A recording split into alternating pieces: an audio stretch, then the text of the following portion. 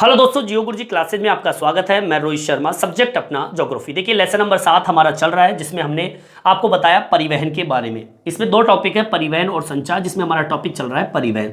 मैंने आपको पिछली वीडियो में बताया था कि परिवहन 4 प्रकार के होते हैं, स्थल, जल, वायु और पाइपलाइन, जो कि वस्तु, व्यक्ति, माल का एक स्थान से दूसरे स्थान पर परिवहन करता है। अब देखिए, हमने पिछली वीडियो में स्थल परिवहन के बारे में पढ़ा था, जिसमें हमने सड़क परिवहन और रेल परिवहन के बारे में अध्ययन किया था। आज का जो टॉपिक है वो जल परिवहन से संबंधित है। टॉपिक डाल लेंगे जल परिवहन। इस जल परिवहन में हम पढ़ेंगे जल परिवहन की परिभाषा, जल परिवहन को कितने भागों में बांटा गया है और उनकी विशेषताओं का वर्णन आज हम करने वाले हैं। देखिए, जल परिवहन की पहले तो परिभाषा बता देता हूं कि यह एक ऐसा परिवहन होता है जिसमें मार्गों का निर्माण नहीं करना होता है। ठीक है, जैसे सड़क परिवहन में सड़क बनानी पड़ती है, वैसे यहां पर कोई मार्ग नहीं बनाना पड़ता, इस पर कोई खर्चा नहीं आता है। दूसरी चीज, महासागर एक दूसरे से जुड़ जाते हैं इस परिवहन के द्वारा। जहां जहाज चलते हैं दोनों छोरों पर बंदरगाह की सुविधा रहती है। ठीक है, मतलब दोनों छोर जो होते हैं, दूसरे एक तट और दूसरा तट जो होता है, वहां पे बंदरगाह जैसी सुविधाएं होती है। ये सबसे सस्ता परिवहन है, क्योंकि जल का घर्षण स्थल की अपेक्षा बहुत कम होता है। क्योंकि जब गाड़ियां चलती है तो सड़क पर गाड़ी चलेगी तो उनके बीच में, सड़क और टायर जो गाड़ी होती है उनके बीच में घर्षण लगता है, बल लगता है, तो वहां पर ईंधन ज्यादा खर्च होता है। लेकिन जल परिवहन में जल पर जब यान चलता है, जो आपका जहाज चलता है, तो सतह इतनी सॉफ्ट होती है पानी की, तो उस पर इतना घर्षण नहीं आता, इसलिए उसमें लागत बहुत कम आती है। ठीक है, तो ये इसकी परिभाषा हो गई। तो आपको क्या करना है, सबसे पहले लिखना कहां से शुरू है, सुन लीजिए। यह परिवहन एक ऐसा परिवहन है, लिखिए यहां से, यह परिवहन एक ऐसा परिवहन है, ठीक है, जिसमें मार्गों का निर्माण नहीं करना पड़ता है। ठीक है, अब आपके पहली बचत तो यही होगी कि मार्ग नहीं बनाना पड़ रहा। ठीक है, दूसरी चीज सुनिए, महासागर एक दूसरे से जुड़ जाते हैं इस परिवहन से। ठीक है, लिखेंगे इस परिवहन से महासागर एक दूसरे से जुड़ जाते हैं। ठीक है, ये इसकी दूसरी विशेषता हो गई। तीसरी विशेषता, जहां जहाज चलते हैं दोनों छोरों पर बंदरगाह की सुविधा रहती है। ठीक है, जहां जहाज चलते हैं दोनों छोरों को या छोरों पर बंदरगाह जहां पर आपका जहाज रुकता है, ठीक है, बंदरगाह की सुविधाएं रहती है। ठीक है, अब आगे सुनिए, यह एक सबसे सस्ता परिवहन माना जाता है। ठीक है, यह एक सस्ता परिवहन है। अब क्यों है, क्योंकि इसमें ईंधन कम खर्च होता है, क्योंकि जल का घर्षण स्थल की अपेक्षा बहुत कम है। ठीक है, क्योंकि जल का घर्षण, ठीक है, जल का घर्षण स्थल की अपेक्षा बहुत कम है, व ईंधन पर खर्च बहुत कम आता है। ये तो आपकी हो गई जल परिवहन की परिभाषा। ठीक है, इतनी सी बात बताने कि यह परिवहन एक ऐसा परिवहन है जिसमें मार्गों का निर्माण नहीं करना पड़ता। इस परिवहन से महासागर एक दूसरे से जुड़ जाते हैं, जहां जहाज चलते हैं दोनों छोरों पर बंदरगाह की सुविधा रहती है। यह एक सस्ता परिवहन है, क्योंकि जल का घर्षण स्थल की अपेक्षा बहुत कम है, वह ईंधन पर खर्च बहुत ही कम आता है। ठीक है, यहां तक आपके समझ में आ गया होगा। आगे सुनिए, अब बात कर लेते हैं जल परिवहन के प्रकार। ठीक है, जल परिवहन के प्रकार कितने प्रकार के होते हैं, सुन लीजिए। जल परिवहन 3 प्रकार के होते हैं। ठीक है, देखो, एक तो आपका जल चलता है, एक तो आपका जहाज चलता है कहां पर, समुद्रों में, मतलब जो भी जहाज है, आपकी स्ट्रीमर है, नाव है। ठीक है, एक तो कहां पर चलता है, समुद्र में। तो पहला पॉइंट तो आपका हो गया समुद्री मार्ग। ठीक है, मैं जल परिवहन की बात कर रहा हूं। तो एक तो आपका मार्ग होता है समुद्री का, ठीक है, जहां पर जहाज चलते। दूसरा है तटीय, आप तटीय की बात करें, नौ परिवहन जिसे हम कहते हैं, जैसे आपने, मैं बताऊं आपको, जैसे आपके नौ परिवहन होते हैं नहरें से संबंधित, ठीक है, जो भी नौ परिवहन नहरें होती है, जैसे कि आपका पनामा है, स्वेज नहर है, ठीक है, ये आपके तटीय नौ परिवहन कहलाते हैं, ठीक है। तीसरे नंबर पे आता है आंतरिक, ठीक है। आंतरिक जलमार्ग हम कहेंगे कौन से, जो आपके शहर के बीचों बीच से गुजर रहे हो, जल मार्ग। आगे बात समझ में। अब देखिए, ये समुद्री मार्ग तो समुद्र में होते हैं।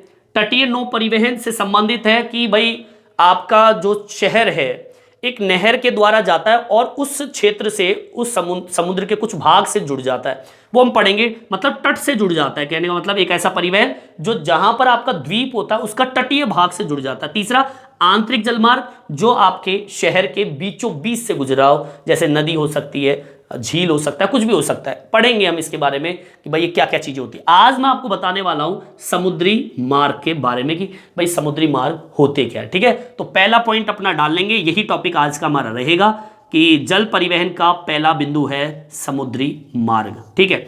सबसे पहले तो हम बात कर लेते हैं समुद्री मार्ग की कि समुद्री मार्ग होता क्या है। देखिए, एक महाद्वीप से दूसरे महाद्वीप तक स्थूल पदार्थों का लंबी दूरी तक समुद्री मार्गों द्वारा परिवहन किया जाता है, यही मार्ग कहलाते हैं, मतलब समुद्र से निकलने वाला मार्ग, जो एक महाद्वीप से दूसरे महाद्वीप तक माल को लाने ले जाने के लिए उपयोग में लाया जाता है। लिख देंगे इसको, इसकी परिभाषा है, एक महाद्वीप से दूसरे महाद्वीप तक, ठीक है, व्यक्ति हो, चाहे वो वस्तु हो, चाहे वो माल हो, ठीक है, कुछ भी हो सकता है, आगे बात समझ में, या स्थूल पदार्थ हो सकता है, ठीक है, माल को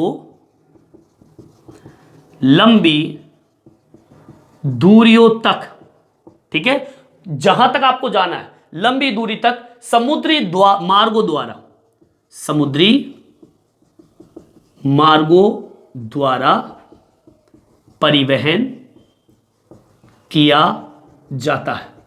क्या कहलाता है? समुद्री मार्ग कहलाता है। अब देखिए, वायु परिवहन से सस्ता है, ये इसमें लिख सकते हो आप, वायु परिवहन से सस्ता परिवहन है, ठीक है। अब देखिए, इस समुद्री मार्ग की अगर हम बात करें तो इन मार्गों पर उत्तम या उन्नत जहाज की व्यवस्था मिलती है आपको, ठीक है, अच्छे अच्छे जहाज आपको मिलेंगे, लिख दीजिए, इन मार्गों पर उन्नत जहाज आपको मिलेंगे, ठीक है। और सुनिए, यहां पर मालवाहक पोत मिलेंगे, माल वाहक पोत की सुविधा आपको मिलेगी, मतलब माल को एक स्थान से दूसरे स्थान पर ले जाने की व्यवस्था, छोटे बड़े जहाज, ठीक है। यहां पर मिलेंगे आपको रेडार। रेडार क्या होता है, आपने देखा है ना, कई बार इस तरीके से मशीन होती है, गोला होता है, कोई मान लीजिए आपके संपर्क में आ रहा है सूचना देने के लिए, तो ऐसी व्यवस्था रेडार कहलाती है, ठीक है ना। कोई बीच में दायरे में आ रहा हो तो उसकी सूचना में मिल जाती है। बेतार के तार, इसमें व्यवस्था रहती है, कोई तार की व्यवस्था नहीं होती, बेतार के तार जैसी व्यवस्था इसमें होती है। दूसरा, नौ परिवहन की सुविधाएं यहां पर मिलेगी आपको, ठीक है, नौ परिवहन की सुविधा आपको यहां पर मिल जाएगी। और सुनिए, प्रशीतलन कोष्टक, मतलब आपको बड़े बड़े फ्रीजर आपको इसमें मिलेंगे, क्योंकि माल को लाने ले जाने के लिए, अब माल खराब ना हो जाए, ऐसी कोई वस्तु हो जो खराब होने वाली है, तो आपको फ्रीजर मिलेंगे, मतलब प्रशीतलन व्यवस्था इस मार्ग पर आपको मिलती है, ठीक है। इसके अलावा कंटेनर, जो बड़े बड़े बॉक्स होते हैं, वो आपको इन समुद्री जहाजों के द्वारा, मतलब जहाजों के द्वारा परिवहन होता है इन मार्गों के द्वारा। मतलब ये कि इन समुद्री मार्गों से, अब ये समुद्री मार्ग तो क्या, एक महाद्वीप से दूसरे महाद्वीप तक व्यक्ति वस्तु माल को लंबी दूरी तक ले जाना समुद्री मार्ग, ये समुद्री मार्ग की परिभाषा हो गई। अब यहाँ पर कैसी कैसी व्यवस्थाएं होती है देख लो। वायु परिवहन से सस्ता परिवहन है, इन मार्गों पर उन्नत जहाज मिलेंगे आपको, मालवाहक पोत मिलेंगे, रडार जैसी व्यवस्था, बेतार के तार, नौ परिवहन सुविधा आपको मिलेगी, प्रशीतलन व्यवस्था मिलेगी। और यहां पर मैं आपको लिख देता हूं, दो तीन टॉपिक और है। कंटेनर का प्रयोग किया जाता है, टैंकरों का प्रयोग किया जाता है, कंटेनरों का प्रयोग किया जाता है, ठीक है। और इसके अलावा आपके जो भी व्यवस्था यहां पर है,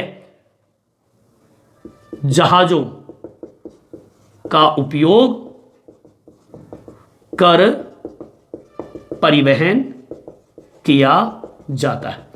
यही कहलाता है आपका समुद्री मार्ग। ठीक है, यहां तक आपके समझ में आ गया होगा कि भाई समुद्री मार्ग क्या होता है। एक महाद्वीप से दूसरे महाद्वीप को जोड़ने वाला एक मार्ग जिसमें वस्तु, व्यक्ति, माल को लंबी दूरी तक परिवहन किया जाता हो। वायु परिवहन से सस्ता परिवहन, और यहां पर ये सारी प्रकार की सुविधाएं आपको समुद्री मार्ग में आपको मिल जाएगी। ठीक है, अब हम बात कर लेते हैं प्रमुख समुद्री मार्गों की, मतलब विश्व के प्रमुख समुद्री मार्ग कौन कौन से हैं। 6 प्रकार के समुद्री मार्ग होते हैं, कौन कौन से हैं, आज हम उसके बारे में बात करेंगे। यहां तक आपके समझ में आ गया होगा कि जल परिवहन तो क्या होता है, जल परिवहन कितने प्रकार के होते हैं, और समुद्री मार्ग किसे कहते हैं, यहां तक आप उतार लीजिए।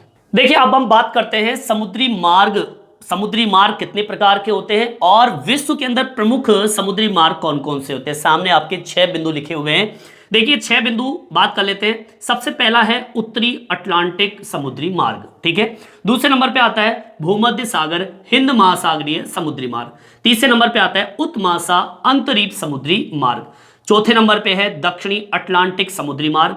5वें नंबर पे है उत्तरी प्रशांत समुद्री मार्ग, और 6ठे नंबर पे आता है दक्षिणी प्रशांत समुद्री मार्ग। ठीक है, कुल मिला के आपके विश्व के प्रमुख समुद्री मार्ग जो है वो 6 आपके सामने दिए हुए, ये मुख्य बिंदु आपके सामने मैंने लिख दिया है। अब हम बात करते हैं, सबसे पहला बिंदु डाल लेंगे उत्तरी अटलांटिक समुद्री मार्ग।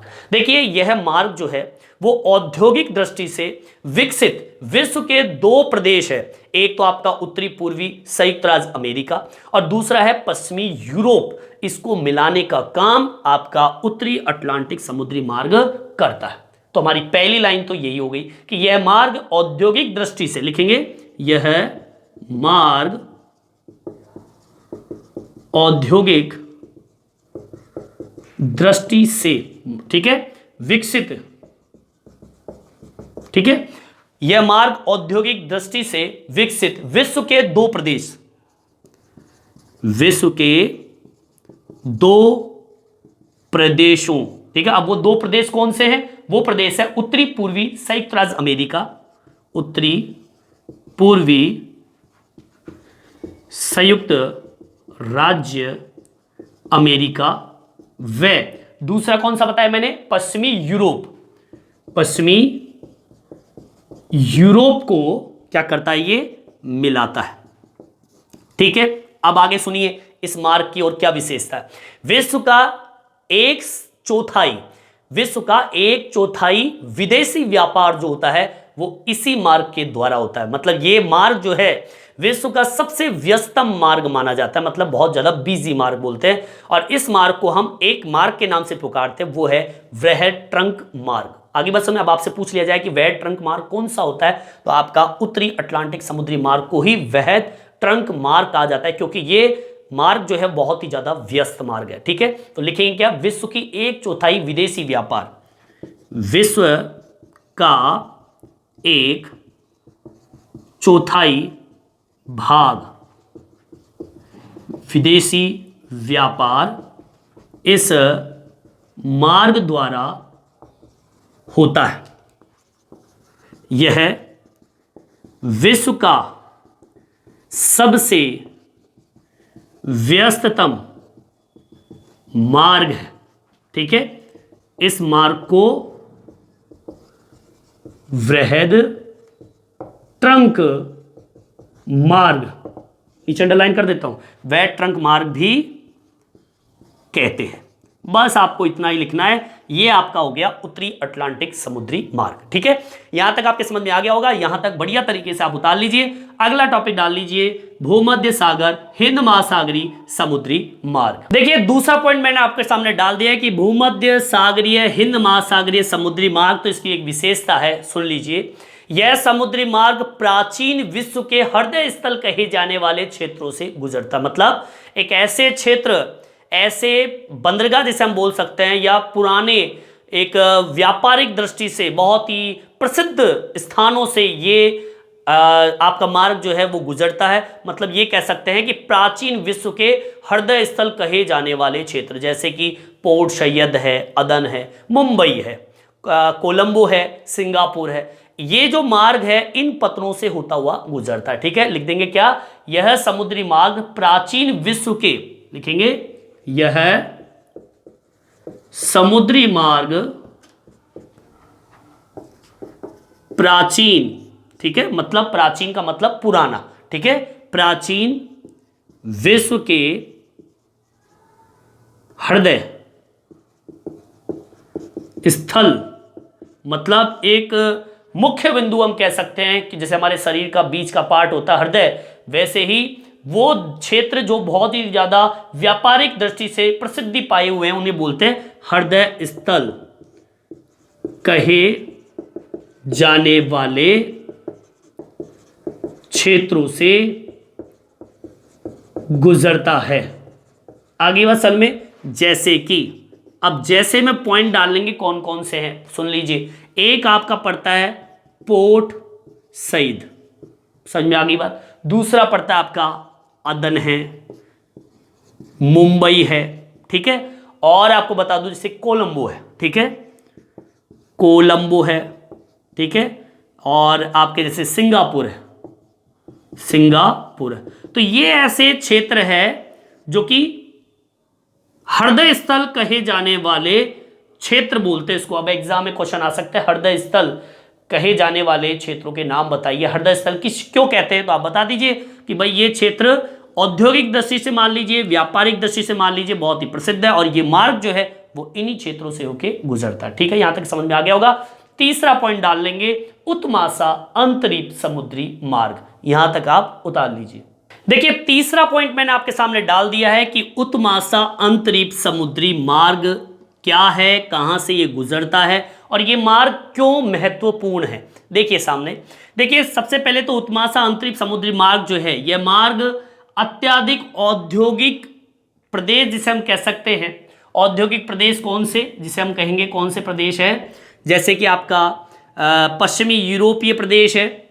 अब ये पश्चिमी यूरोपीय प्रदेश है, इसको कौन कौन से क्षेत्र से जोड़ता है, जैसे कि आपका पश्चिमी अफ्रीका है, ठीक है। यह मार्ग अत्यधिक औद्योगिक पश्चिमी यूरोपीय प्रदेशों को आपके उन क्षेत्रों से जोड़ता है जिसमें अर्थव्यवस्था के अंदर उसमें योगदान मिलता है। अब जैसे कि आपका देखो ये जो मार्ग है औद्योगिक प्रदेश कौन सा, पश्चिमी यूरोप का। अब ये मार्ग, ये जो क्षेत्र है, प्रदेश है, वो कौन कौन से क्षेत्रों से जुड़ रहा है इस मार्ग के द्वारा। पश्चिमी अफ्रीका जाएंगे आप ये मार्ग लेके, फिर दक्षिणी अफ्रीका पहुंचेगा ये मार्ग, फिर दक्षिणी पूर्वी एशिया पहुंचेगा और फिर पहुंचेगा ऑस्ट्रेलिया, और ऑस्ट्रेलिया से पहुंचेगा न्यूजीलैंड।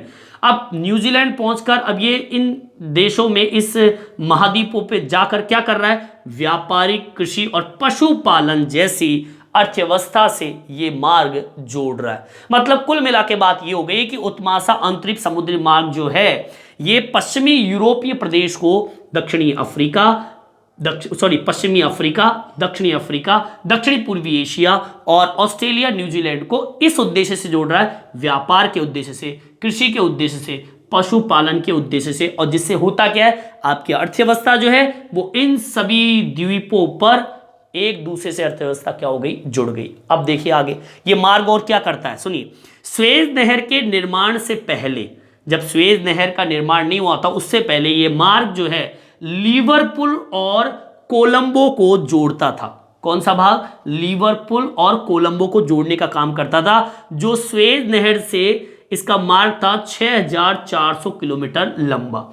अब क्यों, यहां पे क्या काम होता था सुन लीजिए। सोना है, हीरा है, तांबा है, टिन है, मूंगफली है, गिरी का तेल है, फल, इनके व्यापार और प्राकृतिक संसाधनों के कारण ये आपका जो पूर्वी है और पश्चिमी अफ्रीका है, इन दोनों के बीच में एक तरीके से व्यापारिक दृष्टि से ये जो मार्ग है एक अहम भूमिका, एक योगदान देने का कार्य ये मार्ग करता है। मतलब कुल मिला के बात ये होगी, ये जितनी भी चीजें हैं इनका निर्यात और आयात करने में इन्होंने बड़ी योगदान दी है। कौन सा मार्ग ने, उत्माशा अंतरिक्ष समुद्री मार्ग। आगे बात समझ, यहां तक समझ में आ गया होगा। चलिए अगला यहां तक उतार लीजिए आप लोग, अगला टॉपिक डाल लीजिए दक्षिणी अटलांटिक समुद्री मार्ग। देखिए अगला टॉपिक देखिए, दक्षिणी अटलांटिक समुद्री मार्ग। अब चौथा बिंदु अपना है वो क्या कहता है, सुन लीजिए। मार्ग कहां से होकर गुजरता है, कौन कौन से क्षेत्रों को ये जोड़ने का कार्य करता है, सुन लीजिए। अटलांटिक महासागर के पार यह महत्वपूर्ण समुद्री मार्ग है। कहां पर है ये, अटलांटिक महासागर के पार, जो कि अब देखिए कहां सुविधाएं दे रहा है ये, पश्चिमी यूरोपियन और पश्चिमी अफ्रीकी देशों को दक्षिणी अमेरिकी में ब्राजील, अर्जेंटीना और उरुग्वे को मिलाने का कार्य कौन करता है? ये दक्षिणी अटलांटिक समुद्री मार्ग करता है। दोबारा रिपीट कर रहा हूं, सुन लीजिए। आपका ये जो मार्ग है वो अटलांटिक महासागर के पार है और ये एक महत्वपूर्ण समुद्री मार्ग है जो कि पश्चिमी यूरोपीय और पश्चिमी अफ्रीकी देशों को दक्षिणी अमेरिकी में ब्राजील, अर्जेंटीना, उरुग्वे से मिलाने का कार्य ये मार्ग करता है। अब सुनिए आगे। इस मार्ग पर यातायात उत्तरी अटलांटिक मार्ग की तुलना में दक्षिणी अमेरिका और अफ्रीका की एक सीमित विकास और कम जनसंख्या के कारण बहुत ही कम है। मतलब बिजी रोड बहुत कम है यहां पर। एक तरीके से हम कह सकते हैं, अगर मैं ये तुलना ही तो कर रहे हैं कि इस मार्ग पर यातायात जो सुविधाएं हैं या यातायात जो चलते हैं मार्ग पर, वो उत्तरी अटलांटिक मार्ग की तुलना में दक्षिणी आपका अमेरिका है और अफ्रीका की सीमित विकास जो क्षेत्र है जहां पर जनसंख्या बहुत कम है, वहां पर ये मार्ग जो है थोड़े कम गति है। मतलब यहां पर जो यान चलते हैं, जलयान चलते हैं, बहुत ही कम चलते हैं। क्यों? कारण उसका, एक तो यहां पर सीमित विकास है, ठीक है, इतना विकास नहीं है। दूसरा, यहां पर जनसंख्या भी बहुत ही क्या है, कम है। अब जनसंख्या कम है, विकास कम है, तो भैया वहां पर यातायात व्यवस्था ज्यादा थोड़ी होगी। आगे सुनिए। दक्षिणी पूर्वी ब्राजील है, पलाटा, ज्वार नदमुख और दक्षिणी अफ्रीका के कुछ भागों में बड़े औद्योगिकरण हुआ है। मतलब यहाँ पे विकास हुआ है। क्यों हुआ है? इस मार्ग के कारण। रियो डी जेनेरो और केप टाउन के बीच मार्ग पर यातायात कम है, उसका कारण है, मतलब ये मार्ग जो है यहां पर यातायात की व्यवस्था इसलिए कम है क्योंकि आपने दक्षिणी अमेरिका का नाम सुना होगा और अफ्रीका का नाम सुना होगा। इन दोनों महाद्वीपों पर एक जैसे संसाधन मौजूद है। अब जब एक जैसे संसाधन है तो आप आयात और निर्यात क्या करेंगे? इसलिए आयात नहीं होता है क्योंकि जो साधन यहां पर वही साधन वहां पर है, संसाधन, तो आयात निर्यात तो होगा ही नहीं। तो इसलिए ये जो मार्ग है इतना व्यस्तम मार्ग नहीं माना जाएगा। यहां पर बहुत ही कम मात्रा में यातायात संसाधन चलते हैं। ठीक है, तो इस तरीके से अपना दक्षिणी अटलांटिक समुद्री मार्ग कंप्लीट होता है। ठीक है, अगला पॉइंट डाल लेंगे उत्तरी प्रशांत समुद्री मार्ग, फिर पढ़ेंगे हम दक्षिणी प्रशांत समुद्री मार्ग। ठीक है, चलिए यहां तक आप उतार लीजिए। देखिए, पांचवा पॉइंट आपके सामने डाल दिया है, उत्तरी प्रशांत समुद्री मार्ग। अब देखिए ये मार्ग कहां से गुजरता है तो मैं आपको बता दूं। ये जो समुद्री मार्ग है वो विस्तृत उत्तरी प्रशांत महासागर के आर पार व्यापार अनेक मार्गों द्वारा संचालित करने का कार्य ये काम करता है, जो कि होनोलुलु तक जाता है, उसको मिलाने का कार्य करता है। देखो पहली लाइन यही है कि विस्तृत उत्तरी प्रशांत महासागर के आर पार व्यापार अनेक मार्गों द्वारा संचालित होता हुआ जाता है और जाकर कहां मिलता है? होनोलुलु में जाकर मिल जाता है। एक स्थान है जहां पर जाके ये मिल जाता है। वृहद वृत्त पर सीधा मार्ग अब कहां पर जाता है? वृहद वृत्त पर सीधा मार्ग जाता है वैंकूवर, योकोहामा को जोड़ने का कार्य करता है। फिर उसके बाद में ये यात्रा की दूरी को कम करके कम से कम 2480 किलोमीटर की दूरी को ये कम कर देता है ये मार्ग। आगे बात समझ में, यह मार्ग जो है, अब देखिए यह समुद्री मार्ग आपके उत्तरी अमेरिका के पश्चिमी तट पर स्थित जितने भी बंदरगाह है उनको एशिया के जो बंदरगाह है उनसे जोड़ने का काम आपका ये उत्तरी प्रशांत समुद्री मार्ग करता है। सुन लीजिए, यह समुद्री मार्ग आपका उत्तरी अमेरिका के पश्चिमी तट पर स्थित बंदरगाह को एशिया के जितने भी बंदरगाह है उससे जोड़ने का कार्य ये मार्ग करता है।